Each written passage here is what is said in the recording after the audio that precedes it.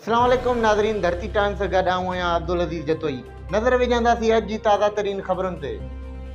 रोशनियुनि जे शहर कराची जे गॾा वारे इलाइक़े में अॼु बि 400 साल क़दीम तमाची कोले ॻोठ जा रहवासी पथरनि वारे दौर वारी ज़िंदगी गुज़ारण ते मजबूर आहिनि।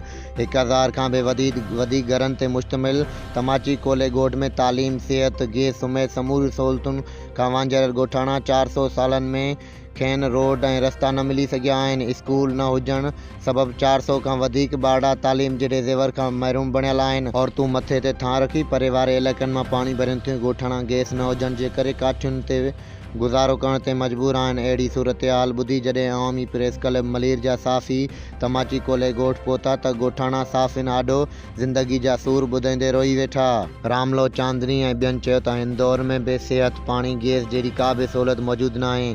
हिन ॻोठ जा 400 खां वधीक ॿारड़ा मुल्क जे 75 सालनि जी तारीख़ में स्कूल न हुजण सबबि तालीम जहिड़े ज़ेवर खां महरूम बणियल आहिनि, जॾहिं त केतिरियूं ई न्याणियूं औरतूं ॿारड़ा काठियूं करे घर जी चुल्ह ॿारनि था।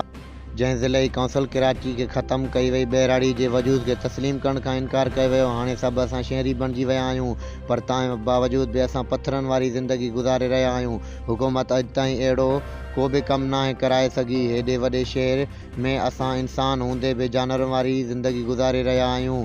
असांखे दिलि सां तस्लीम न कयो वियो आहे। वोट वठण बावजूद बि असांजा मसइला हल नथा कया वञनि। हुननि मुतालबो कयो त फिलफौर असांखे तालीम, सिहत जूं सहूलतूं फ़राहम करे बिजली ऐं गैस जहिड़ी सहूलतूं फ़राहम कयूं वञनि।